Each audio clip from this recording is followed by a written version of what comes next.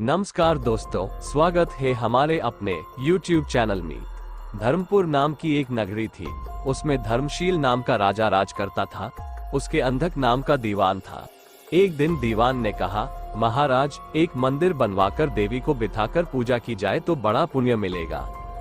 राजा ने ऐसा ही किया।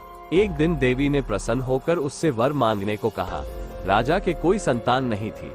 उसने देवी से पुत्र मांगा। देवी बोली, अच्छी बात है, तेरे बड़ा प्रतापी पुत्र प्राप्त होगा। कुछ दिन बाद राजा के एक लड़का हुआ। सारे नगर में बड़ी खुशी मनाई गई। एक दिन एक धोबी अपने मित्र के साथ उस नगर में आया। उसकी निगाह देवी के मंदिर में पड़ी। उसने देवी को प्रणाम करने का इरादा किया। उसी समय उसे एक धोबी की लड़की दिखाई दी, जो बड़ी सुंदर थी। उसे देखकर वह इतना पागल हो गया कि उसने मंदिर में जाकर देवी से प्रार्थना की, हे देवी, ये लड़की मुझे मिल जाए। अगर मिल गई तो मैं अपना सिर तुझ पर चढ़ा दूंगा। इसके बाद वह हर घड़ी बेचैन रहने लगा। उसके मित्र ने उसके पिता से सारा हाल कहा। अपने बेटे की यह हालत देखकर वो लड़की के पिता के पास गया और उसके अनुरोध करने पर दोनों का विवाह हो गया। विवाह के कुछ दिन बाद लड़की के पिता यहाँ उत्सव हुआ। इसमें शामिल होने के लिए न्योता आया। मित्र को साथ लेकर दोनों चले। रास्ते में उसी देवी का मंदिर पड़ा तो लड़के को अपना वादा याद आ गया।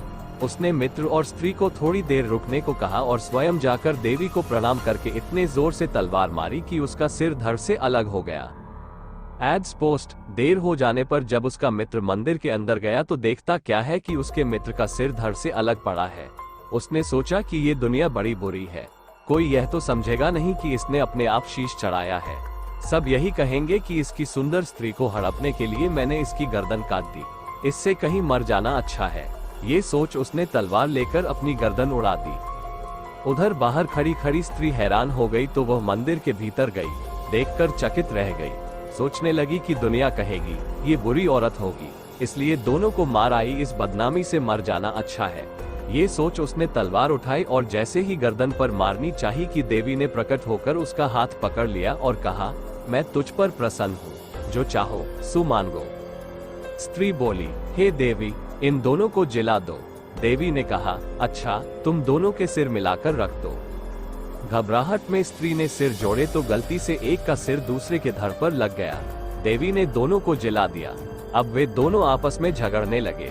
एक कहता था कि यह स्त्री मेरी है, दूसरा कहता मेरी। बेताल बोला, हे राजन, बताओ कि यह स्त्री किसकी हो। राजा ने कहा, नदियों में गंगा उत्तम है, पर्वतों में सुमेरु, वृक्षों में कल्प वृक्ष और अंगों में सिर। इसलिए शरीर पर पति का सिर लगा हो, वही पति होना चाहिए। इतना सुनकर बेताल फिर पेड़ पर जा लटका। राजा उसे फिर लाया तो उसने सातवीं कहानी कही।